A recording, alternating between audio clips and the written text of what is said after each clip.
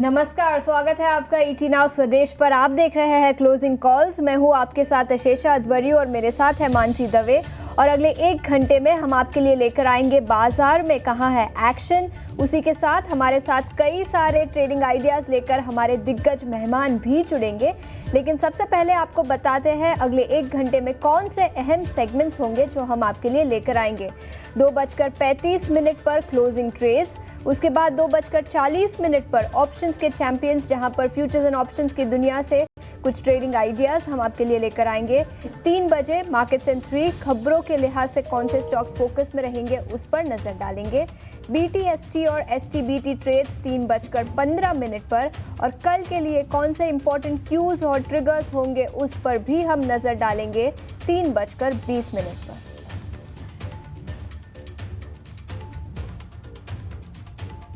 तो चलिए, बाजार की शुरुआत हफ्ते के पहले कारोबारी सत्र हुई तो अच्छी, लेकिन उसके ठीक बाद अगर आप देखें अच्छी शुरुआत के बाद आईटी सेक्टर की वजह से हम देख रहे हैं पिछले 1.5 घंटे में थोड़ी सी जो गेन्स थे वो फ्रिजल आउट होते हुए या प्रॉफिट बुकिंग जो है वो देखने को मिल रहे हैं। सब्सटैंशियल गैप अप जरूर नजर आया, लेकिन वो सस्टेन नहीं हो पा रहा है। सिर्फ और सिर्फ 1.5 घंटे में हमने देखा है ऊपरी स्तरों से करीब 200 अंकों की बिकवाली है, लेकिन फिर भी टू स्टार्ट द डे कह सकते हैं अच्छे हफ्ते की शुरुआत। आईटी सेक्टर से हमें ज्यादा सपोर्ट नहीं मिल रहे हैं, लेकिन इसके अलावा भी बाजार का टेक्सचर जो है वो अभी भी पॉजिटिव है। और इस पॉजिटिव टेक्सचर के पीछे की वजह या दिन की शुरुआत से बाजार में जो मजबूती देखने को मिली, इसकी वजह क्या है ये जानना आपके लिए जरूरी है। ये आपके स्क्रीन पर लेकर आ जाते हैं कि आखिर क्या कुछ होता हुआ दिखा शुक्रवार से लेकर सोमवार तक। इवेंट्स कौन से रहे जिसके चलते बाजार में इतना बूस्टअप आता हुआ देखने को मिला।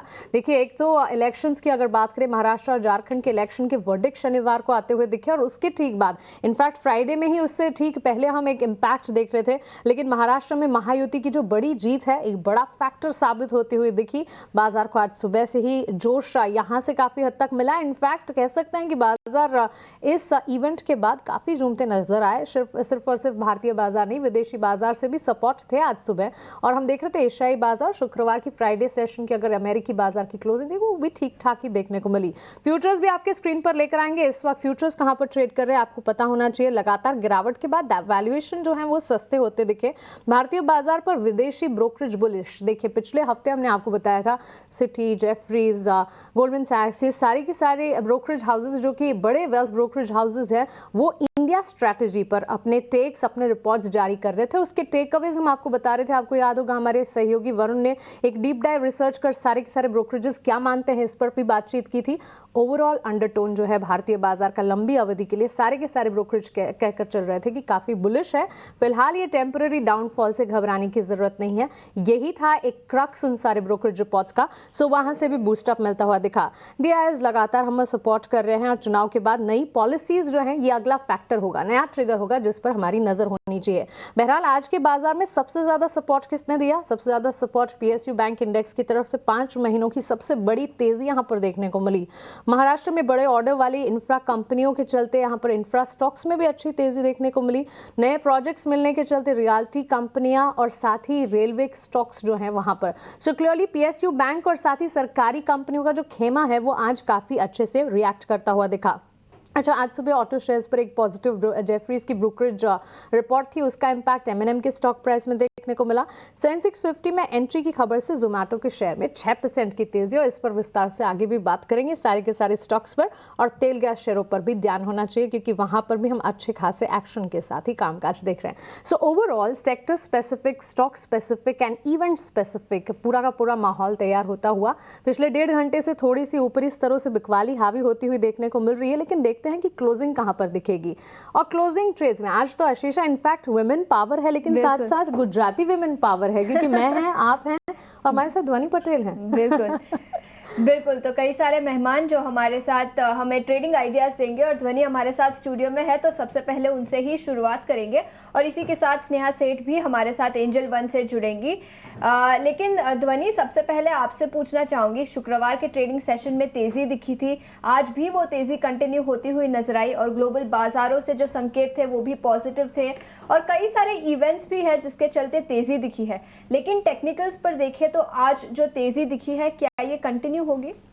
तो अगर आशीष आप टेक्निकल फ्रंट पे अगर हम निफ्टी का डेली स्ट्रक्चर यहाँ पर देख रहे हैं तो वहाँ पे जो रिवर्सल ये हमें देखने को मिला है कल की सत्र में और आज की सत्र में, दोनों ही सेशंस में अगर आप देखें तो वहाँ पे निफ्टी का ये जो बाउंस हुआ है वो 50 यहाँ पे जो रिट्रेसमेंट लेवल है हम जो बनाते हैं उसमें 38% रिट्रेसमेंट लेवल्स के पास हमने अभी तक का बाउंस दिखाया है आज के सेशन में।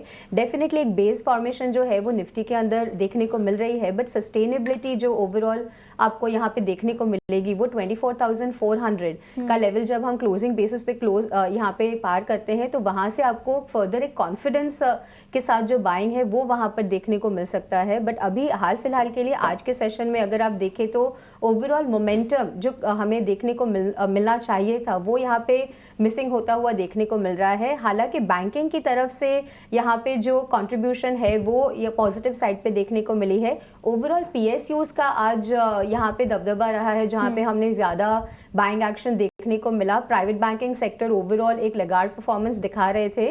बैंक निफ्टी के लिए जो लेवल खास करके ध्यान में रखना रहेगा तो 52,400 का जो लेवल है वो काफ़ी इंपॉर्टेंट रहेगा क्लोजिंग बेसिस पे ऊपर की तरफ यहाँ पे क्रॉस करना, जिसके बाद ओवरऑल हम यहाँ पे कह सकते हैं कि आपको प्राइवेट और पीएसयूज दोनों की तरफ से यहाँ पे बैंक निफ्टी में भी एक साथ मिलेगा on the higher side further levels gain करने के लिए। बिल्कुल, तो ये कुछ लेवल्स जहां पर आपको नज़र रखनी चाहिए, लेकिन इसके अलावा कुछ इंडिविजुअल सेक्टर्स पर नज़र डाले तो अभी ध्वनि ने भी बैंकिंग सेक्टर की बात की और पीएसयू बैंकिंग इंडेक्स सबसे बड़ा सेक्टोरल गेनर है। 4.5% की तेज़ी के साथ आज यहां पर कारोबार दिखा है। और कुछ इंडिविजुअल मूवर्स की बात करें तो सेंट्रल बैंक ऑफ इंडिया 8.5% ऊपर, इंडियन बैंक 6.5% की तेज़ी यहाँ पर दिखी है। UCO bank, bank of Baroda, IOB सभी स्टॉक्स में 4% से ज़्यादा की तेज़ी आज के ट्रेडिंग सेशन में दिखी है। तो पीएसयू बैंकिंग स्टॉक्स से अच्छा खासा सपोर्ट बाजार को आज मिलता हुआ। स्नेहा, क्या नज़रिया होगा आपका पीएसयू बैंकिंग इंडेक्स पर और कोई स्टॉक स्पेसिफिक आइडियाज़ जहां पर आपको लगता है कि आज की मोमेंटम अगले कुछ दिनों तक कंटिन्यू हो सकती है? ओवरऑल अगर आप देखें तो मार्केट में एक अच्छी रिकवरी जरूर आई है, but again it is very important कि ये सस्टेन रहेगी कि नहीं। हालांकि एक चीज पॉजिटिव थी फ्राइडे के सेशन में कि हमने काफी अच्छी एफआईज की तरफ से इंडेक्स फ्यूचर्स में बाइंग देखी, तो जो कि लॉन्ग शॉर्ट रेशियो जो नीचे की तरफ था अराउंड 24 के आसपास वो अब 31 के आसपास है। अगर यहाँ से उनकी बाइंग इंटरेस्ट फिर से कंटिन्यू होती है नेक्स्ट कपल ऑफ सेशंस में तो थोड़ा सा एक ओवरऑल सेंटिमेंट थोड़ा सा बूस्ट होते हुए दिखेगा। निफ्टी के लिए इट इज वेरी इंपॉर्टेंट कि हम देखें 24,300 400 ये लेवल सरपास हो, बिकॉज अगर आज के दिन आप देखें तो काफी अच्छी राइटिंग आ रही है ये पर्टिकुलर स्ट्राइक्स में। तो इट इज वेरी इंपॉर्टेंट कि एक sustain move above in case of Nifty 24,400 500 के ऊपर आए और in case of banking index 52,500 600 के ऊपर देखने को मिले। पीएसयू बैंक्स यस काफी अच्छा स्ट्रेंथ दिखा रहा है, काफी अच्छा ओवरऑल इस पैक में मूव दिख रहा है। और इसमें से जो ये स्पेसिफिकली अगर आप पीएसयू बैंकिंग स्पेस से देखें तो मुझे बैंक ऑफ बड़ौदा ये काउंटर काफी अच्छा लग रहा है काफी समय से। एक अच्छा बेस फॉर्मेशन होते हुए दिखा है अराउंड 230 के आसपास, 230 232 के आसपास, और यहाँ से लास्ट 2 दिनों में काफी अच्छी अपमूव है। मुझे लगता है कि अपमूव एक्सटेंड हो सकता है टुवर्ड्स 257 258। तो अगर किसी को लॉन्ग्स करना है ये सेगमेंट ये पर्टिकुलर स्पेस पर से तो आप बैंक ऑफ बड़ौदा प्रेफर कर सकते हैं। एब्सोल्युटली, सो पीएसयू बैंक से स्ट्रेंथ तो है ही और पीएसयू बैंक में भी पर्टिकुलरली बैंक ऑफ बड़ौदा पसंद आता है हमारे एक्सपर्ट को। 247 के लेवल्स पर ऑलमोस्ट 5% के अपमूव के साथ ये ट्रेड करता हुआ और क्लियरली पूरा का पूरा पीएसयू स्पेस जो है, चाहे पीएसयू बैंक्स हो सरकारी कंपनियां हो, अच्छे खासे एक्शन के साथ ये ट्रेड करती हुई दिख रही है और इस पर लगातार हमें एक्सपर्ट्स की नज़र। स्नेहा की कॉल बैंक ऑफ बड़ौदा। लेकिन इसके अलावा चलिए क्लोजिंग ट्रेड्स की तरफ रुख करते हैं। हमारे एक्सपर्ट्स की तरफ से क्लोजिंग आवर्स में कौन से ट्रेड्स, कौन से स्टॉक स्पेसिफिक रिकमेंडेशंस हैं, उनसे जान लेते हैं।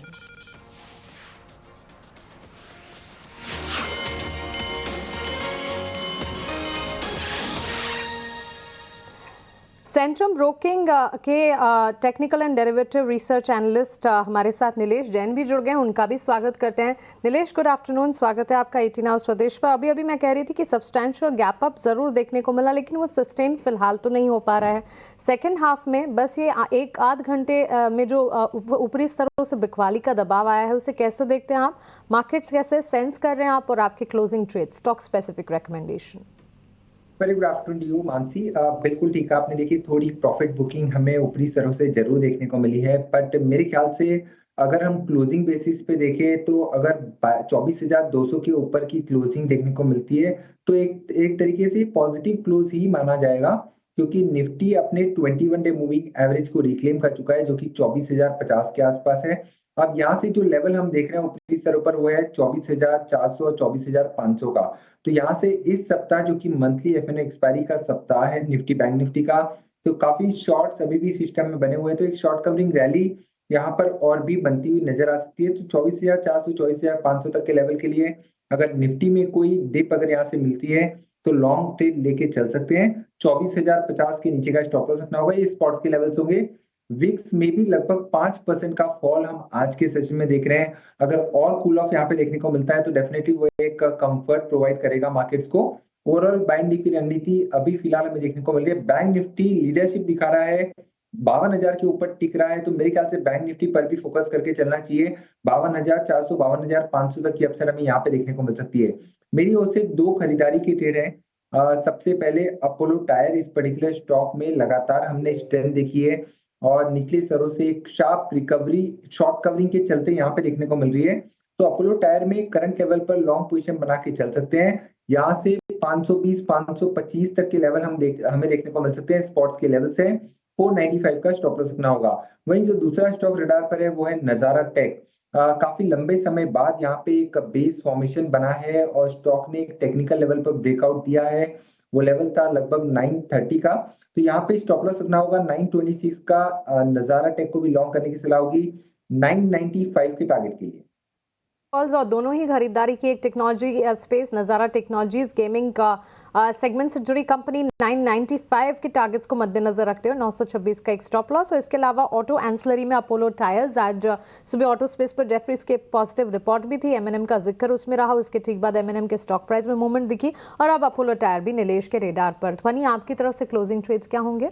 बिल्कुल मानसी, मेरी तरफ से यहाँ पे दो ट्रेडिंग आइडियाज़ रहेगी। सबसे पहला काउंटर जो मुझे पसंद आ रहा है वो है LTTS का काउंटर। LTTS में अगर आप डेली चार्ट स्ट्रक्चर पे देखें तो ब्रेकआउट दिया है स्टॉक ने आज की सेशन में। बाइंग मोमेंटम जो है वो यहाँ पे वॉल्यूम गेन के साथ देखने को मिल रहा है, तो करंट लेवल से आप LTTS को बाय कर सकते हैं। नीचे की तरफ जो स्टॉप लॉस मेंटेन करना रहेगा तो आप 5380 का लेवल ध्यान में रखें स्टॉप लॉस के तौर पे, और ऊपर टारगेट इसका जो है वो 5610 का बनता है। दूसरा स्टॉक जो यहाँ पे मुझे पसंद आ रहा है वो है इंडिगो का काउंटर। इंडिगो के अंदर हमने देखा कि गैप डाउन ओपनिंग हुई थी यहाँ पे ओपन हाई की फॉर्मेशन के साथ। आज के सेशन में स्टॉक ने यहाँ पे उन्हीं गैप को क्लोज करने के लिए on the higher side move दिया है, तो ये गैप क्लोजर आपका जो रहेगा वो ऊपर की तरफ आपको 4360 तक ये अपमूव सस्टेन करता हुआ देखने को मिलेगा। स्टॉप लॉस के तौर पे खास करके नीचे 4180 का लेवल ध्यान में रखें। बिल्कुल, तो इंटरग्लोब एविएशन पर खरीदारी की राय 4,360 तक के लक्ष्य दिखाई दे सकते हैं और इसी के साथ LTTS 5,460 का लक्ष्य यहाँ पर ध्वनि ने दिया है। लेकिन इस बीच हमारे साथ राजेश अग्रवाल भी जुड़ चुके हैं। राजेश, शुक्रिया समय निकालकर ईटी नाउ स्वदेश के साथ जुड़ने के लिए। कई सारे फैक्टर्स थे जिसके चलते बाजार में गिरावट दिखी, लेकिन गिरावट के बाद क्या आपको लगता है कि अब वैल्यूएशंस थोड़े से रीजनेबल हो गए हैं, और कौन से सेक्टर्स में आपका नजरिया पॉजिटिव रहेगा वैल्यूएशन के पर्सपेक्टिव से? गुड आफ्टरनून आप सभी को। आपने सही कहा कि बहुत तेज गिरावट, करीब करीब अगर मैं सही हूं तो 38-39 दिन से लगातार मार्केट गिरने के बाद शुक्रवार के दिन से हमने एक टर्न अराउंड देखा और आज भी एक बहुत अच्छा अपसाइड देख रहे हैं। बट जिस तरीके से खुला था वहां पर आके मार्केट एक तरीके से एक जगह फंसा हुआ सा लग रहा है, कोई मूवमेंट नहीं है। और हमारा ये अनुमान है कि ये जो जिस तरह की तेजी हुई है यहाँ से शॉर्ट कवरिंग ट्रिगर हुई है और शॉर्ट कवरिंग अच्छी खासी चल रही है, और जब तक 24,420 ये आंकड़ा बहुत अहम है, उसके ऊपर जब तक नहीं जाता है तब तक हमें नहीं लगता कि कोई बहुत बड़ी तेजी आने वाली है। 24,420 के अगर ऊपर जाता है तो एक बड़ी शॉर्ट कवरिंग ट्रिगर होगी, क्योंकि एफआईआई के बहुत शॉर्ट पोजीशन है आपके एफएनओ साइड में, तो वहां एक बड़ी ट्रिगर हो सकती है जो कि बाजार को कहीं भी ले जा सकती है। लेकिन जहां तक आपने वैल्यूएशन की बात करी, वैल्यूएशन बहुत अट्रैक्टिव हो गए हैं। जहां पहले लगातार ये बातें चल रही थी कि वैल्यूएशन बहुत स्ट्रेच्ड हैं, बहुत ऊपर के लेवल्स पे बाजार चला गया है और वगैरह-वगैरह। आज की डेट में अगर आप देखो तो निफ्टी का फॉरवर्ड पीई 19 टाइम्स के आसपास चल रहा है और लॉन्ग टर्म एवरेज जो है 20.4 है। तो कहने का मतलब है कि हम अब बहुत कंफर्टेबल लेवल ऑफ वैल्यूएशन पे आ गए हैं, जहाँ पे मुझे लगता है कि मध्यम से लंबी अवधि के लिए खरीदारी बनती है। आरबीआई की तरफ से लगातार ये बयान आए हैं कि उन्होंने इस वक्त रेट कट करने की कोई गुंजाइश नहीं है क्योंकि इन्फ्लेशन ऊपर के लेवल पे है। लेकिन सामने अगर आप देखोगे तो पीयूष गोयल साहब का, निर्मला सीतारमण जी का, सबका ये बयान आया है कि ब्याज दरों में कुछ कटौती होनी चाहिए। तो ये देखने वाली बात होगी कि दिसंबर के बीच में आरबीआई कुछ करता है या नहीं करता है, या उनकी जो कमेंट्री है वो किस तरीके की होती है, वो एक ट्रिगर हो जाएगा बाजार में। वैल्यूएशन अच्छे हैं जैसे मैंने कहा, और आने वाले दिनों में जब ट्रम्प साहब की प्रेसिडेंसी चालू हो जाएगी, उसके बाद हमें लगता है कि वहां से जो सेक्टर अच्छे निकल के आएंगे जहां हमें नजर रखनी चाहिए, वो एक केमिकल्स का हो सकता है, आपके कंज्यूमर ड्यूरेबल्स का हो सकता है, टेक्सटाइल का और डिफेंस का हो सकता है। ये कुछ सेक्टर्स है जो इस वक्त हमारी रडार पे हैं। बिल्कुल, तो ये कुछ सेक्टर्स जहां पर आपका नज़रिया पॉजिटिव, और हाल में जो गिरावट दिखी है उसके बाद वैल्यूएशंस भी काफ़ी रीजनेबल नज़र आ रहे हैं, ऐसा राजेश का मानना है। लेकिन स्नेहा, आपके स्टॉक स्पेसिफिक आइडियाज़ कौन से होंगे? शीशा, मेरे 2 कॉल्स है, एक बाय के लिए है, एक सेल के लिए है। पहला काउंटर जो बाय के लिए है, that is from the auto space, that is TVS Motors. अगर यहाँ पे देखिए काउंटर कंसोलिडेट कर रहा था और काफ़ी अच्छा बेस फॉर्मेशन दिखा है हमें, अराउंड 200 है सिंपल मूविंग एवरेज। आज सेकंड डे है जहाँ पे ये रिकवरी एक्सटेंड हो रही है, और जिस तरह की ऑप्शंस में एक्टिविटी है जहाँ पे हम काफ़ी अच्छी पुट्स में राइटिंग देख रहे हैं, और जो स्ट्राइक दैट इज़ 2500 की कॉल जहाँ पे हाईएस्ट ओपन इंटरेस्ट कंसंट्रेशन है, वहाँ पे अनवाइंड देखने को मिल रहा है। तो डेटा वाइज काफ़ी अच्छा लग रहा है। आई वुड रिकमेंड कि यहाँ पर लॉन्ग किया जा सकता है करंट लेवल्स पे। जो टारगेट्स और स्टॉप लॉस रहेंगे, for the target of at least 2670 यहाँ पे लॉन्ग करना है आपको, स्टॉप लॉस अराउंड 2387 का लगाना है। Apart from this, Manappuram Finance is a sell. अगर आप देखें तो काफी अच्छा करेक्शन आया था इसमें और एक गैप एरिया क्रिएट हो गया, और प्रिसाइसली अराउंड 20 डेमा के आसपास ही काउंटर थोड़ा सा रेजिस्टेंस दिखा रहा है। मुझे लगता है यहाँ से सेलिंग प्रेशर थोड़ा वापस आ सकता है, तो I would recommend selling this counter with a strict stop loss of around 157, और जो टारगेट रहेंगे that will be around 139। Selling pressure बढ़ता हुआ नजर आ सकता है, ये राय मनप्पुरम फाइनेंस पर, और इसके अलावा टीवीएस मोटर पर खरीदारी की राय 2670 का लक्ष्य यहाँ पर। एक छोटे से ब्रेक के लिए रुकेंगे, लेकिन ब्रेक के बाद कई और स्टॉक्स और सेक्टर्स पर नजर डालेंगे। बने रहिए हमारे साथ।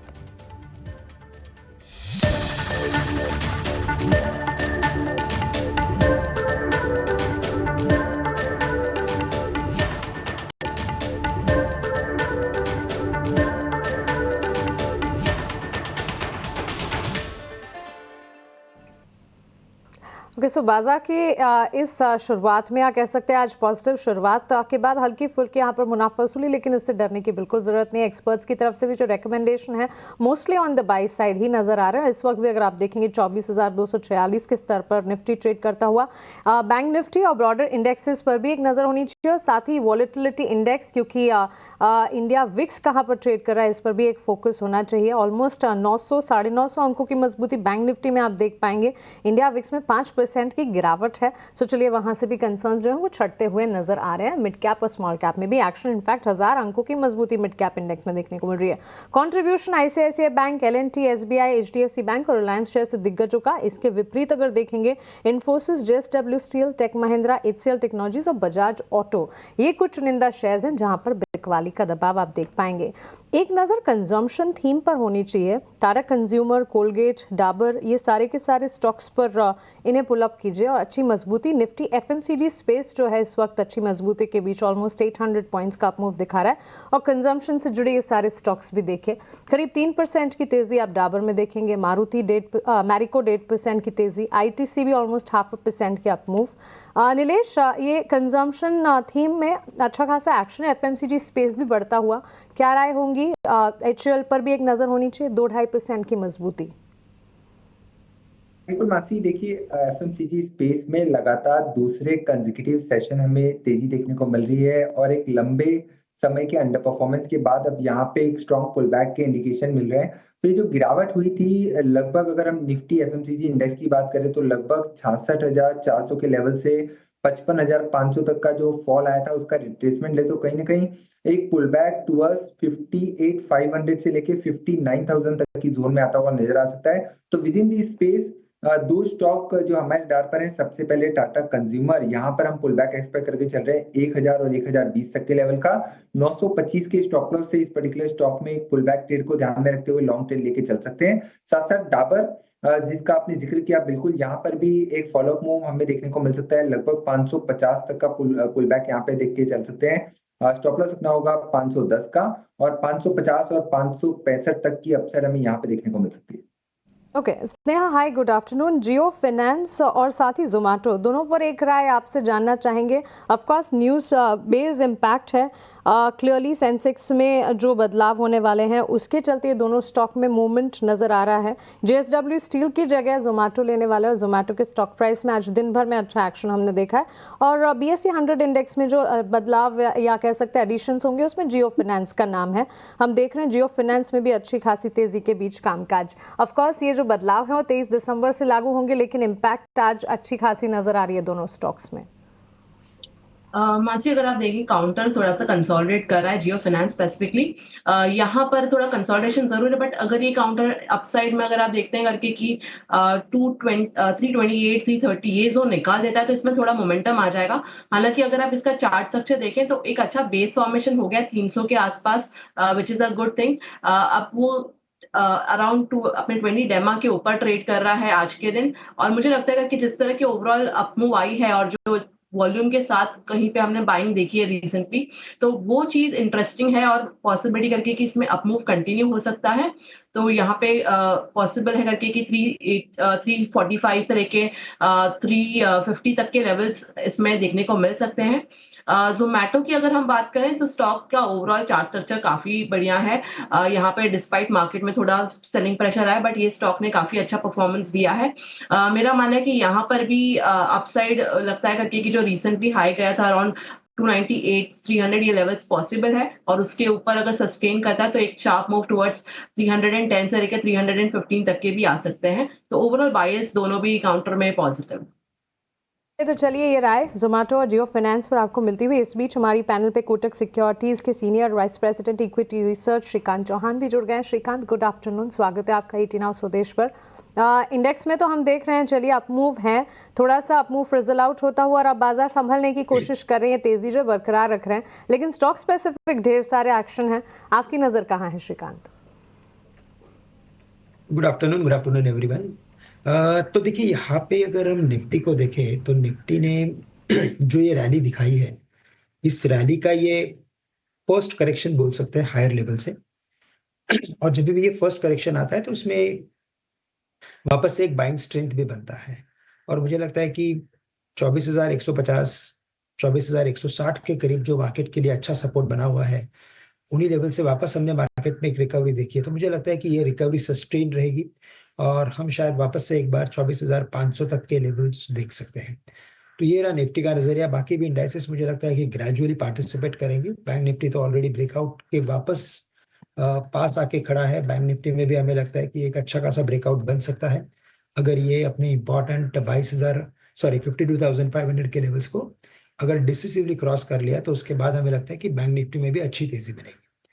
स्टॉक स्पेसिफिक बात करनी है तो मुझे लगता है कि PSU बैंक्स में एक अच्छा खासा जोश बना हुआ है और इन्हीं पर्टिकुलर सेक्टर या पर्टिकुलर बास्केट में से अगर कुछ स्टॉक को अगर चुनना है तो मुझे लगता है कि पंजाब नेशनल बैंक यहाँ पे तेजी बन सकती है। 110 112 के टारगेट्स नजर आते हैं। 102 का स्टॉप लॉस रखे, 104 105 के करीब अभी ये ट्रेड कर रहा है। तो पंजाब नेशनल बैंक एक खरीदने की राय रहेगी। और साथ ही साथ जैसे भी आपने कहा कि एक न्यूज बेस्ड स्टॉक है, दैट इज जोमैटो, और अगर इसके पर्टिकुलर टेक्निकल पैटर्न को देखें तो इसका भी फॉर्मेशन यही इंडिकेट कर रहा है कि ये स्टॉक आने वाले दिनों में 300 रुपए तक के लेवल्स दिखा सकता है। करंट लेवल्स जो है उसके वो तकरीबन 275 के करीब के हैं, लेकिन हमें लगता है कि अगर इन लेवल से अगर इसे खरीदा जाता है तो हमें जो स्टॉप लॉस रखना पड़ेगा वो हम रखेंगे 272 का। तो 278 के करीब ट्रेड कर रहा है, 272 का स्टॉप लॉस रखें और 300 तक के टारगेट्स नजर आते हैं। के टारगेट जोमेटो में नजर आ सकते हैं। इंडेक्स में एंट्री होने की न्यूज़ के चलते 5.5% की तेज़ी आज यहां पर दिखी है और इसी के साथ श्रीकांत ने पीएनबी पर भी नजरिया दिया है। 110 से 112 तक के लक्ष्य यहां पर दिखाई दे सकते हैं। लेकिन आपके लिए कुछ और ट्रेडिंग आइडियाज़ लेकर आते हैं हमारे अगले सेगमेंट में, ऑप्शंस के चैंपियंस।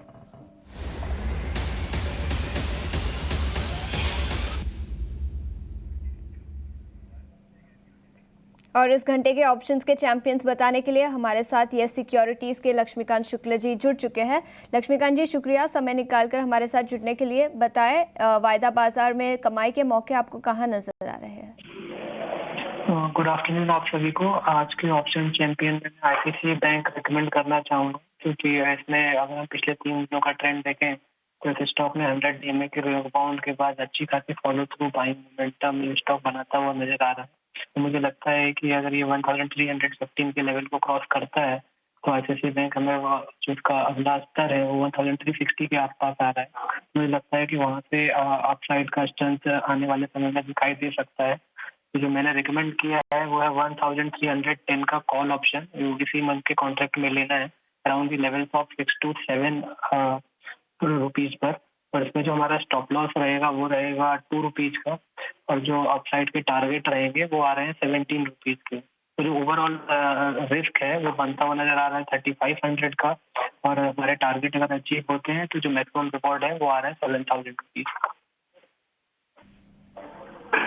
बिल्कुल, तो आईसीआईसीआई बैंक के नवंबर की 1310 के कॉल खरीदने की सलाह। लक्ष्मीकांत जी, बहुत बहुत शुक्रिया समय निकालकर हमारे साथ जुड़ने के लिए। सेबी का डिस्क्लोजर भी हम इसी के साथ लेकर आना चाहेंगे।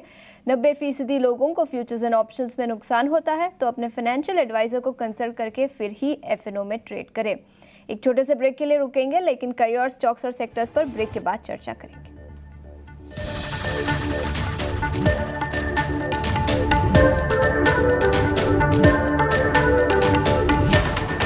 ब्रेक के बाद स्वागत है आपका। आप देख रहे हैं क्लोजिंग कॉल्स। दिन के ऊपरी स्तर से थोड़ा सा दबाव बाजार पर, लेकिन सभी सेक्टोरल इंडिसेस हरे निशान में अभी भी कारोबार कर रहे हैं। आईटी इंडेक्स पर नजर डालेंगे। आज सबसे कम तेजी वहां पर दिखी है, लेकिन मंथ टू डेट बेसिस पर देखें तो निफ्टी आईटी इंडेक्स में सबसे ज्यादा तेजी दिखी है, करीब 7.5 से 8% से तेजी यहां पर। लेकिन आज थोड़ी सी सुस्ती इस सेक्टर में। इसी सेक्टर पर हमारे कुछ मेहमानों से राय ले लेते हैं। नीलेश, आपसे पूछना चाहूंगी, क्या राय होगी निफ्टी आईटी इंडेक्स पर, और कोई स्टॉक पर्टिकुलरली जहां पर फ्रेश पोजीशंस लिए जा सके?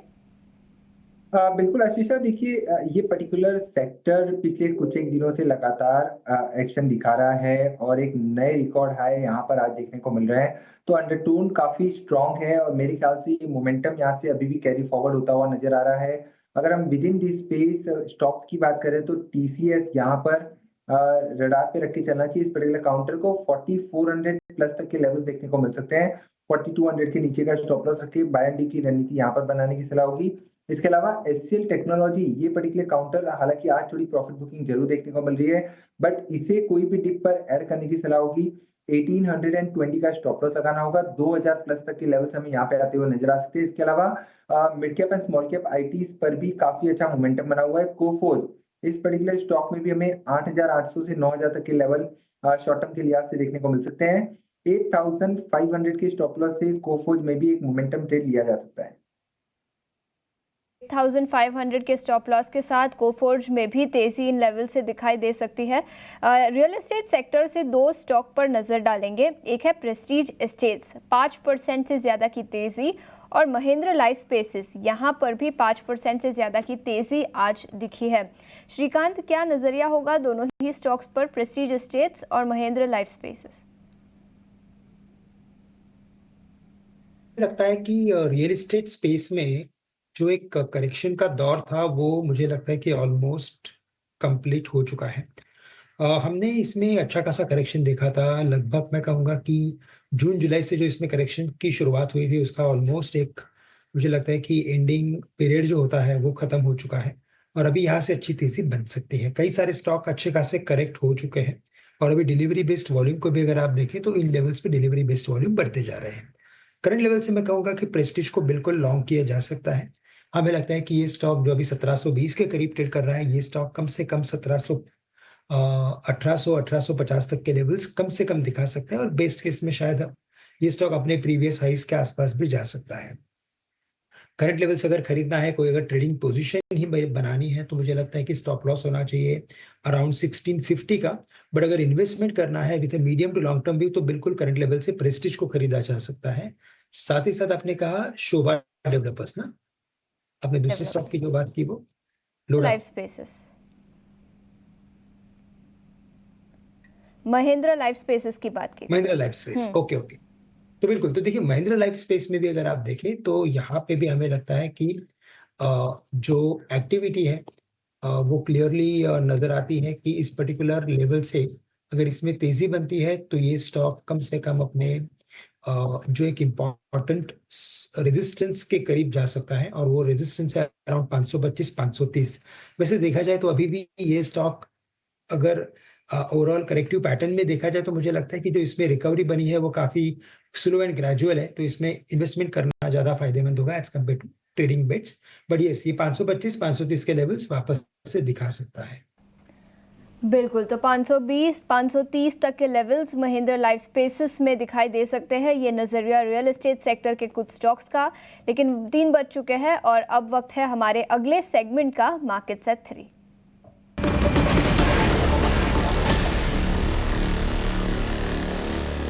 और इस बीच हमारे साथ जिनय जुड़ चुके हैं। जिनय, गुड आफ्टरनून, बताएं कौन से स्टॉक्स में आज एक्शन दिखा है?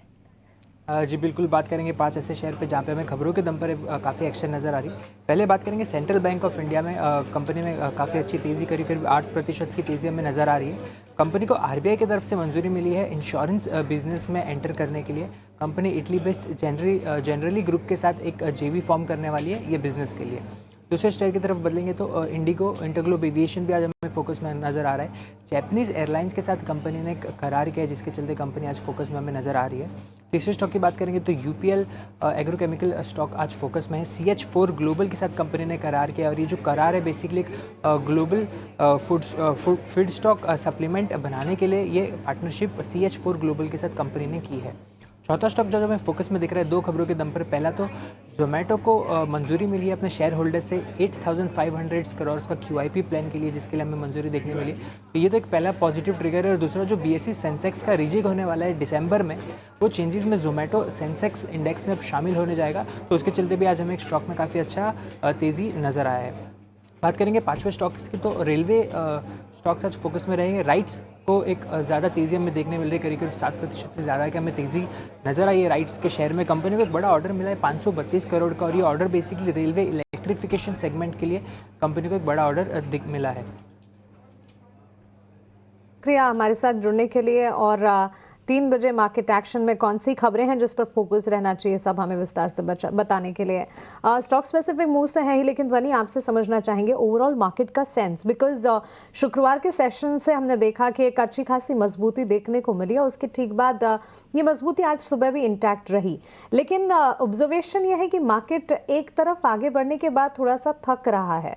व्हाट डू यू थिंक, यहाँ से किस तरह के सेंटिमेंट्स डेवलप हो रहे हैं, आपके ऑब्जर्वेशंस क्या कहती हैं? जी बिल्कुल मानसी, तो जहाँ पर ओवरऑल मार्केट के यहाँ पे सेंटिमेंटल एनालिसिस की जब हम बात करते हैं तो यहाँ पे ब्रॉडर स्पेक्ट्रम वाइज बाइंग आपको देखने को मिल रही है या नहीं, वो बहुत ही इंपॉर्टेंट हो जाता है देखने के लिए।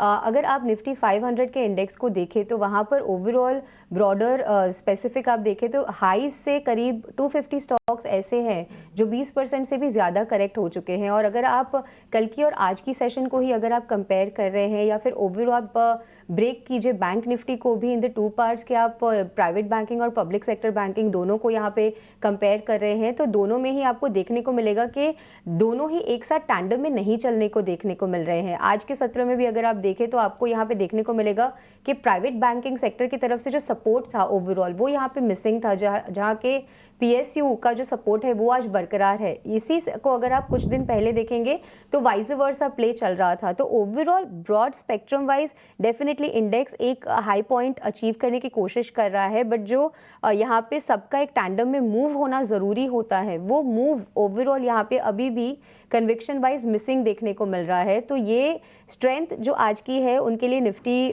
डेफिनेटली बहुत ही इंपॉर्टेंट रहेगा कि 24,400 के लेवल्स हम ऊपर की तरफ सस्टेन करें। और बैंक निफ्टी के लिए भी बहुत महत्वपूर्ण रहेगा कि हमने जो हाईज अभी कुछ दिनों से यहाँ पे बनाया है, जहाँ पे 52,500 के मार्क को हम क्लोजिंग बेसिस पे क्रॉस नहीं कर पा रहे हैं, तो वो यहाँ पे भी एक रेजिस्टेंस की तरह काम करता हुआ दिखेगा।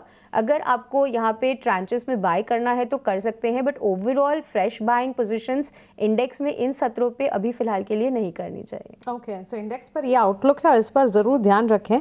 और सेंटिमेंट्स अब भी ऑफकोर्स कॉशियस है, क्योंकि भले ही 1-2 ट्रेडिंग सेशन से अच्छी खासी मजबूती है, लेकिन पिछले 5 हफ्तों से जो बिकवाली का दबाव है उसे मद्देनजर रखते हुए एक्सपर्ट्स का अब भी मानना है कि कॉशियस नजरिया बाजार पर अब भी अपनाना चाहिए।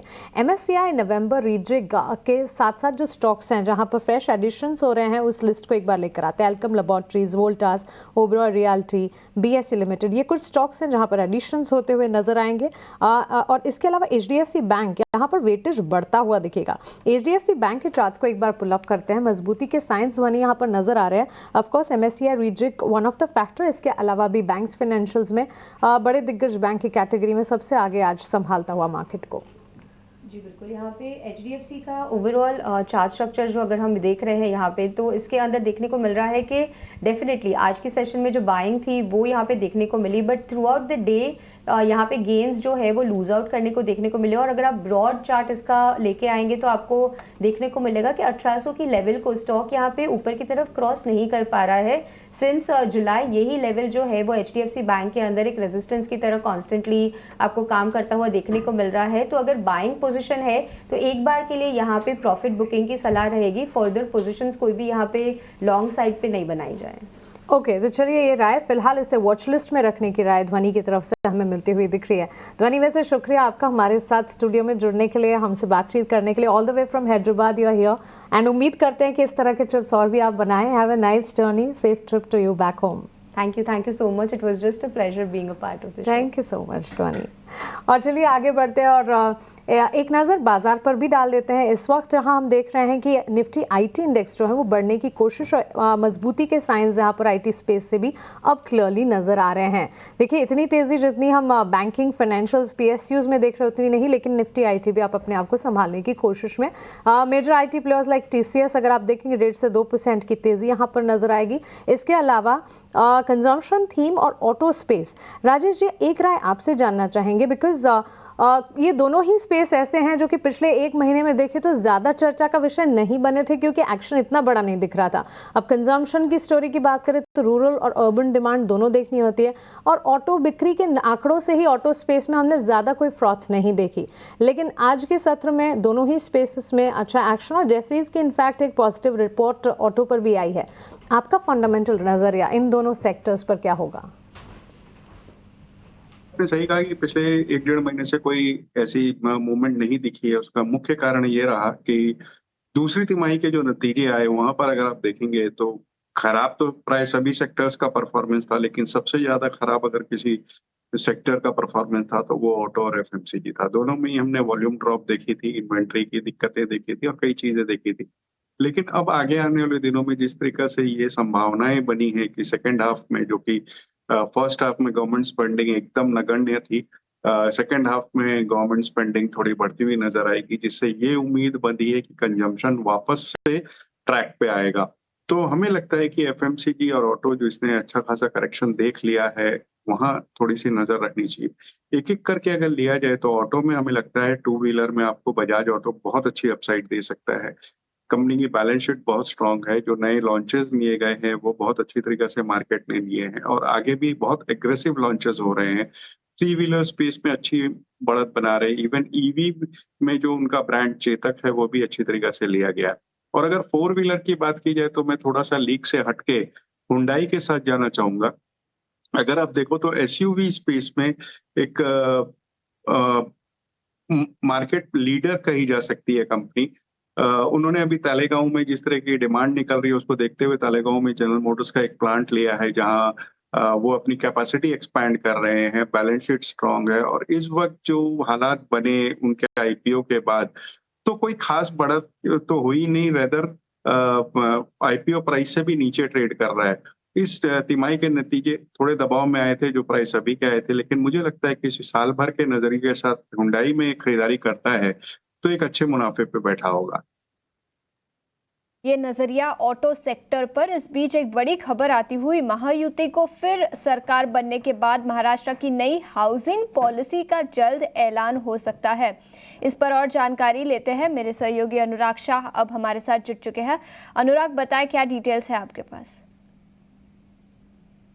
महाराष्ट्र के अंदर चुनावी नतीजों के बाद तय हो गया है कि जो पुरानी सरकार थी, बीजेपी लेड एनडीए सरकार थी, वही अगला कार्यकाल भी जो है सरकार में रहेगी। तो इससे हाउसिंग सेक्टर और रियल एस्टेट सेक्टर पर फोकस आने वाले दिनों में दिखेगा और उसको बूस्ट मिलता हुआ दिख सकता है, क्योंकि अक्टूबर के महीने के अंदर महाराष्ट्र सरकार के द्वारा नई हाउसिंग पॉलिसी का ड्राफ्ट जारी किया गया था और 17 साल के इंतजार के बाद ये नई हाउसिंग पॉलिसी आ रही थी। जो इससे पहले जो हाउसिंग पॉलिसी आई थी वो सन 2007 में आई थी और उसके बाद से ही पिछले कुछ वक्त से जो स्टेक होल्डर्स है, डेवलपर्स है, उनकी मांग थी कि हाउसिंग पॉलिसी के अंदर बदलाव किया जाए और नई हाउसिंग पॉलिसी लाई जाए, क्योंकि परिस्थितियां काफी बदल गई है, ट्रेंड काफी बदले हैं। तो इसी को देखते हुए राज्य सरकार के द्वारा ड्राफ्ट जारी किया गया था। उस ड्राफ्ट के अंदर सजेशन और ऑब्जेक्शन की जो तारीख थी उसे आगे बढ़ाया गया और उसके बाद आचार संहिता लागू हो गई। तो जो फाइनल पॉलिसी है वो जारी नहीं हो सकी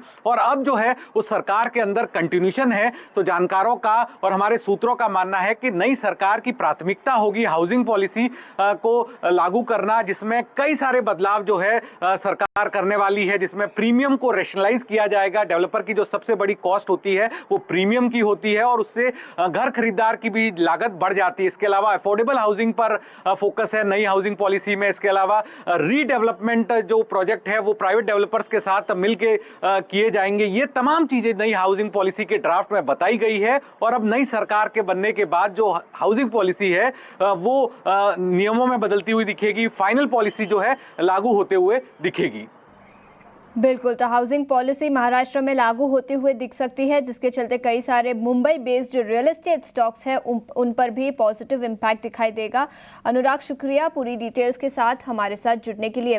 राजेश, सबसे पहले आपके पास आना चाहूँगी और हमने वैल्यूएशन की तो बात की, लेकिन इसके अलावा दो और फैक्टर थे जिसका इम्पैक्ट बाजार पर दिखा था। एक है FII आउटफ्लो जो अभी भी कंटिन्यू होता हुआ नजर आ रहा है और दूसरा है अर्निंग्स मोमेंटम। दूसरी तिमाही के नतीजे अक्रॉस द बोर्ड काफ़ी कमज़ोर रहे। इन दोनों फैक्टर्स पर आपका क्या नज़रिया होगा? क्या आपको लगता है कि अब वैल्यूएशंस अट्रैक्टिव हो गए हैं तो FIIs फिर से एक बार भारतीय बाजारों में खरीदारी करेंगे? देखिए, FIIs की जो एग्जिट हो रही है या 1,55,000 करोड़ की अक्टूबर से लेकर के अभी तक की जो बिकवाली हुई है, एक बड़ा हिस्सा 1,44,000-1,42,000 के आसपास DI ने एब्जॉर्ब कर लिया है। ये अपनी जगह तय है, लेकिन FII की एग्जिट के कई कारण रहे। चाइना का फैक्टर रहा जो कि अब खत्म हो चुका है। US की ट्रम्प की जीत का फैक्टर रहा, जहाँ की दूसरे एसेट क्लास जैसे बिटकॉइन वगैरह में अच्छी बढ़त देखी, वो भी अब ठंडा पड़ता जा रहा है। लेकिन ये दो चीजें ऐसी है जिससे ऐसा लगता है कि FI वापस आ जाएंगे, लेकिन दिक्कत कहाँ पे? दिक्कत है ये डॉलर इंडेक्स अपने 52 वीक हाई बना के आया पिछले हफ्ते। US ट्रेजरी 10 ईयर यील्ड अगर आप देखेंगे तो वो भी 4.25 से 4.40 के बीच में घूम रहे हैं कई दिनों से। तो ये दो ऐसे फैक्टर हैं जो कि दिक्कत दे रहे हैं। लेकिन मेरे हिसाब से एक बार ट्रम्प साहब जब अपनी कार्यभार संभाल लेंगे जनवरी में, उसके बाद हो सकता है कि उनकी जो नई पॉलिसीज वगैरह अनाउंसमेंट होए, तब फिर FI के हम आगमन देखें। 1 दिसंबर में सेंटा रैली की उम्मीद बिल्कुल बनी है, लेकिन देखना होगा कि किस तरीके से वो पैन आउट होती है। नंबर्स खराब आए थे Q2 के, वो भी एक कारण था इनके निकल जाने का, लेकिन वो इसलिए था कि गवर्नमेंट की स्पेंडिंग, जैसा मैंने कहा, एकदम नगण्य थी। आने वाले दिनों में second half of the year में लगता है कि वहां से बढ़त होगी, तो नंबर सुधरते हुए नजर आएंगे। वैल्यूएशन अपनी जगह अच्छे हैं क्योंकि फॉरवर्ड पी अभी भी 19 में ट्रेड कर रही है, जो कि लॉन्ग टर्म एवरेजेस से नीचे हैं। तो मुझे लगता है कि बहुत सारे समीकरण ऐसे बैठ रहे हैं उनके वापस आने की, बट बस एक समय की बात है और FIIs फिर से एक बार भारतीय बाजारों में खरीदारी भी करेंगे। बाजार में तेजी है, लेकिन दो स्टॉक्स पर नजर डालेंगे जहां पर तेजी के बावजूद भी गिरावट दिखी है। एक है स्ट्राइड्स फार्मा, 6.5% की गिरावट के साथ कारोबार, और इसी के साथ सिम्फनी 3.5% तक ये स्टॉक आज टूटा है। श्रीकांत, दोनों स्टॉक्स पर क्या राय होगी? निफ्टी 500 इंडेक्स के दोनों ही टॉप लूजर्स में शामिल है सिम्फनी और स्ट्राइड्स फार्मा। बिल्कुल। तो देखिए, अगर हम स्ट्राइड फार्मा की बात करें, तो जो इसके टेक्निकल स्ट्रक्चर है वो क्लियरली इंडिकेट कर रहा है कि यहाँ पे जो ओवरऑल जो मोमेंटम बना हुआ है वो एक रेंज के अंदर का है। 1300 और 1400 के रेंज के अंदर ही ये स्टॉक ट्रेड कर रहा है, और मुझे लगता है कि इवेंचुअली यहाँ पे थोड़ा और वक्त निकल सकता है। तो अगर कोई करेक्शन अगर आता है तो 1300 रुपए के करीब बिल्कुल इसे लॉन्ग किया जा सकता है, लेकिन 1400 1450 के करीब एक अच्छा खासा रेजिस्टेंस भी बना हुआ है। तो उन लेवल्स के करीब हमें लगता है कि उसमें कुछ बिकवाली भी बनेगी। तो बाय ऑन डिप्स की स्ट्रेटेजी रखें, 1300 1325 के करीब खरीदे, 1275 का स्टॉप लॉस रखे, 1400 1450 का टारगेट्स रखे। मुझे लगता है इसी रेंज में ये स्टॉक भी और कई सारे जितने भी बाकी फार्मा स्टॉक्स है उनमें भी हमें लगता है कि एक रेंज बाउंड एक्टिविटी हमें देखने मिलेगी। लेकिन अगर हम सिम्फनी की बात करें तो सिम्फनी में हमें लगता है कि यहाँ पे जो स्ट्रक्चर बना हुआ है वो इंडिकेट कर रहा है कि इसमें फर्दर फॉल हो सकता है। 1350-55 के करीब ट्रेड कर रहा है, लेकिन अगर इसमें अगर और करेक्शन अगर आता है तो ये स्टॉक कम से कम अपने प्रीवियस लोज के करीब जा सकता है, यानी कि अराउंड 1280 या 1250 के करीब। तो करंट लेवल से मुझे लगता है कि सिम्फनी में भी हमें काफी केयरफुल रहना है। बट यहाँ पे भी अगर ये स्टॉक 1200 1250 के करीब अगर मिलता है तो बिल्कुल इसमें कुछ कॉन्ट्रा व्यू के साथ लॉन्ग की पोजीशन बनाई जा सकती है। लेकिन करंट लेवल से अगर इन दोनों स्टॉक्स में से किसी एक स्टॉक को मुझे चुनना है तो मैं कहूंगा कि स्ट्राइड फार्मा यानी कि स्टार, यहाँ पे हम कुछ नजर रख के चल सकते हैं। बिल्कुल, तो ये नजरिया स्ट्राइड्स फार्मा और सिम्फनी पर, दोनों ही स्टॉक्स निफ्टी 500 इंडेक्स के टॉप लूजर्स में शामिल है। इसी के साथ नीलेश, आपके ट्रेड्स कौन से होंगे, BTST या STBT? बिल्कुल अच्छी है। देखिए, एक स्टॉक जहां पर एक नए रिकॉर्ड हाई बनते हुए नजर आ रहे हैं वो है HDFC बैंक। बहुत ही शानदार क्लोजिंग यहाँ पे देखने को मिल रही है, एक बेहतरीन ब्रेकआउट यहाँ पर हमें आता हुआ नजर आ रहा है। तो एक मोमेंटम ट्रेड यहाँ पे लेके चल सकते हैं 1820 और 1835 तक की अपसाइड के लिए। 1778 का स्टॉप लॉस रखना होगा और HDFC बैंक इस पर्टिकुलर स्टॉक को लॉन्ग करके चल सकते हैं। इसके अलावा जो दूसरा स्टॉक रडार पर है वो है फार्मा स्पेस में से डिवीज लैब। यहाँ पर भी एक ट्रायंगल फॉर्मेशन का ब्रेकआउट हमें चार्ट पे आता हुआ नजर आ रहा है। काफी अच्छी शॉर्ट कवरिंग मूव हमें यहाँ पे आते हुए देखने को मिल रही है।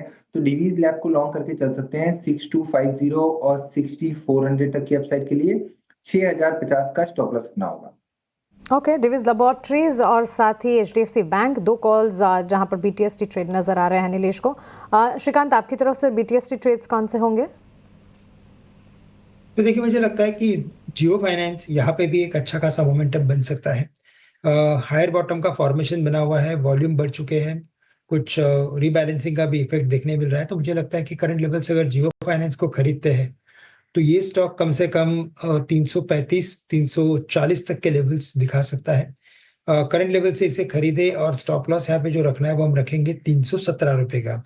और जो दूसरा स्टॉक जो हमें अच्छा लग रहा है और नजर आ रहा है उसमें है बजाज हाउसिंग फाइनेंस। हमें लगता है कि ये स्टॉक अच्छा खासा करेक्ट है, करेक्ट हो चुका है, और करंट लेवल से यानी कि 129 130 में इसमें एक रिवर्सल पैटर्न भी बना है। अगर इसमें तेजी बनती है तो ये स्टॉक कम से कम 145 140 तक के लेवल्स दिखा सकता है। तो करंट लेवल से बजाज हाउसिंग फाइनेंस को भी हम लॉन्ग करके चल सकते हैं। हमें यहाँ पे जो स्टॉप लॉस रखना है वो हम रखेंगे स्टॉप लॉस 125 रुपए का। एब्सोल्युटली, बजाज हाउसिंग फाइनेंस और जियो फाइनेंस, तो क्लियरली 4 कॉल्स BTST के तौर पर और चारों के 4 खरीदारी की तरफ आपको मिलते हुए। त्रिवेणी टर्बाइन के चार्ट्स को एक बार नीलेश रीड कीजिए। और इनफैक्ट पिछले एक साल में देखेंगे तो करीब 88% के मूव्स हैं, लेकिन इंटरेस्टिंगली पिछले एक महीने में जो स्टॉक ने परफॉर्मेंस दिखाई और आज के सत्र में ऑलमोस्ट 15% की तेजी हम देख चुके हैं। टू बी प्रिसाइज 13% के आप मूव, ऊपरी स्तरों से हल्की सी गिरावट, या फिर अभी भी हम देख रहे हैं इंटैक्ट है तेजी। त्रिवेणी टर्बाइन यहाँ से आगे कितना जाएगा? बिल्कुल मानसी, देखिए बहुत ही बेहतरीन चार्ट स्ट्रक्चर है, एक सेकुलर अपट्रेंड में रहा है ये पर्टिकुलर काउंटर, और अभी भी वीकली टाइम फ्रेम पे देखें तो लगातार एक series of height and habit of formation बन रहे हैं। मेरे ख्याल से यहाँ पर अभी भी जगह है, ये पर्टिकुलर काउंटर 900 रुपए तक की अपसाइड दिखा सकता है। थोड़ा सा पोजीशन लिहाज से देखें तो बिल्कुल यहाँ पे लॉन्ग पोजीशन है तो बने रह सकते हैं। करंटली 770 के ऊपर ये फिलहाल ट्रेड हो रहा है। मेरे ख्याल से यहाँ पे 735 के स्टॉप लॉस से लॉन्ग पोजीशन है तो बने रह सकते हैं। फ्रेश खरीदारी करने के लिए बेहतर होगा कि थोड़ी सी डिप का इंतजार करें, क्योंकि ऑलरेडी 13% के उछाल हम आज के सेशन में देख रहे हैं। तो इतने ऊपरी स्तरों पर कोई खरीदारी की सलाह नहीं होगी, बट एग्जिस्टिंग लॉन्ग है तो बने रह सकते हैं 850 to 900 की अपसाइड के लिए। ये क्विक व्यू आपसे हम जानना चाहेंगे डिफेंस प्लेस पे। आज सारी की सारी डिफेंस क्षेत्र से जुड़ी कंपनियां अच्छा खासा एक्शन दिखा रही है और इनफैक्ट खबरें कई सारी थी और पिछले दिनों ये भी था कि ट्रंप पॉलिसीज जो हैं वो काफ़ी हद तक इंडिया के डिफेंस सेक्टर के लिए अपॉर्चुनिटीज़ के डोर्स खोल सकती है। क्विक व्यू दीजिएगा, बस 2 मिनट है बाजार क्लोज होने में। देखिए, हमें खरीदारी के मौके नजर आते हैं, खास करके HAL जैसी कंपनियों में जहां 1,20,000 करोड़ की उनके ऑर्डर बुक है, नतीजे अच्छे आए थे। और एविएशन डिफेंस की अगर सेक्टर की बात की जाए तो एक अग्रणी कंपनी है, यहाँ पे ध्यान देना चाहिए। कोचिन शिपयार्ड जहाँ अच्छी खासी करेक्शन हो गई है, ऊपर के लेवल से कहा जाए तो ऑलमोस्ट 50% के आसपास, 40% के आसपास गिर गया है, वहाँ खरीदारी की सलाह रहेगी। ये 2 स्टॉक्स पे इस वक्त हमारी खरीदारी की सलाह है। डिफेंस स्पेस में अच्छा खासा एक्शन और एक्शन जो है लंबी अवधि के लिए बरकरार रहता हुआ दिख सकता है। लेकिन आज के सत्र को अगर समाप्त करेंगे, अच्छी मजबूती के साइंस, मजबूती पर ही शुरुआत होती हुई दिखी और सेंटिमेंट्स जो है हर तरफ से काफ़ी पॉजिटिव आते रहे, चाहे फिर डोमेस्टिक सेंटिमेंट्स हो, इवेंट स्पेसिफिक हो या फिर विदेशी बाजार से संकेत हो, और इसी के चलते हमने अच्छे खासे मोमेंटम के बीच बाजार की शुरुआत देखी। ऑफकोर्स ये शुरुआती तेज़ी जो है दिन भर टिकने के बाद आखिरी घंटों में हमने देखा थोड़े से साइंस ऑफ ऊपरी स्तरों से मुनाफा वसूली भी देखने को मिले। लेकिन चलिए, ऑल इन ऑल बाजार की तस्वीर अगर आप देखेंगे तो हरे निशान के साथ मजबूती जो है वो ज़्यादा आपको नजर आएगी। क्लियरली पॉजिटिव सेंटिमेंट जो है आज के सत्र में देखने को मिला और बाजार क्लोज होते होते भी हम देख रहे हैं कि सारे के सारे मेजर इंडेक्सेस और साथ ही ब्रॉडर मार्केट्स में अच्छा एक्शन देखने को मिल रहा है। यूएस फ्यूचर्स से भी मजबूत संकेत देखने को मिले और आज के सत्र में PSU बैंक का खेमा और साथ ही PSU कंपनियों का खेमा रहा, जहां पर अच्छे खासे स्पेस कह सकते हैं कि आउट परफॉर्मेंस वहां से देखने को मिली। चाहे फिर छोटी मझोली बैंकिंग प्लेयर्स हो या फिर बड़ी दिग्गज बैंक्स हो, ये सभी के सभी बाजार को सपोर्ट करने का ही काम कर रहे थे। इसके अलावा डिफेंस क्षेत्र जिसकी अभी हमने बात की, रेलवे सेक्टर और साथ ही इंफ्रा स्टॉक्स रहे, पूरा का पूरा PSU स्पेस जो है आज बाजार को संभाल रहा था। रियल एस्टेट में भी इसमें पीछे नहीं छूटा, रियल एस्टेट शेयरों में भी अच्छी खासी मजबूती देखने को मिली और आज तेल गैस से जुड़े क्षेत्र चाहे ऑयल रिफाइनिंग हो या फिर एक्सप्लोरेशन हो, IOC, HPCL, BPCL, Reliance, ONGC, IGL, ये सारे के सारे स्टॉक्स में अच्छा खासा एक्शन देखने को मिला। इसके अलावा जो सेंसेक्स 50 में बदलाव होने की खबरें आई, उसके चलते जोमेटो का स्टॉक आज फोकस में रहा। शानदार तेजी, करीब 5% का अप मूव देखने को मिला और जियो फाइनेंस भी इसी लिस्ट में शामिल रहा। बदलाव जो है 23 दिसंबर से लागू होने वाले हैं, लेकिन बदलाव से ठीक पहले आज हमने एक्शन के साथ ही इन स्पेसेस में कामकाज देखे। इसके अलावा अगर आप देखेंगे ओवरऑल बाजार की इस तेजी में लार्जर प्लेयर्स, लार्जर बैंक्स और साथ ही बड़ी दिग्गज कंपनियां जैसे कि रिलायंस और L&T शामिल रही, जो कि बाजार में सबसे ज्यादा कंट्रीब्यूट कर रही थी। हॉस्पिटल डायग्नोस्टिक स्पेस पर भी नजर रखनी चाहिए क्योंकि वहां पर भी अच्छा खासा action, Apollo hospital, Divi's laboratories जैसे स्टॉक्स हमारे एक्सपर्ट्स के रेडार पर भी रहे और वहां पर भी एक्शन। बाजार क्लोज हो चुका है इस वक्त अगर आप देखेंगे 300 अंकों की मजबूती के साथ 24,251 के स्तर पर निफ्टी में पॉजिटिव क्लोजिंग, सेंसेक्स में करीब 1,000 अंकों की मजबूती, 80,100 के पार क्लोजिंग और बैंक निफ्टी 52,190 के स्तर पर करीब 1,000 अंकों की तेजी के साथ ही ट्रेड करता हुआ। निफ्टी IT जो कि आज पूरे दिन नहीं संभला, लेकिन क्लोजिंग होते होते वहां पर भी अच्छा एक्शन। हर सेक्टर, हर पॉकेट में हरे निशान के साथ आप क्लोजिंग देख रहे हैं। मिड कैप, स्मॉल कैप में भी एडवांस डिक्लाइन रेशियो में एडवांसेस का पलड़ा डिक्लाइन से भारी है। सो क्लियरली कह सकते हैं कि एक पॉजिटिव डे, हरे निशान के साथ शुरुआत और हरे निशान के साथ ही क्लोजिंग आज बाजार की देखने को मिली। चलिए, इसी के साथ क्लोजिंग कॉल्स को हम यहीं समेटने जा रहे हैं। नीलेश, श्रीकांत, राजेश जी, बहुत शुक्रिया आपका हमारे साथ जुड़ने के लिए, सवालों के जवाब देने के लिए और मार्केट पर अपना ओवरऑल आउटलुक हमारे साथ शेयर करने के लिए। क्लोजिंग कॉल्स में इतना ही। मुझे और शेषा को आप दीजिए इजाजत, लेकिन ET नाउ स्वदेश पर खबरों का सिलसिला लगातार जारी है। आप बने रहें हमारे साथ। नमस्कार।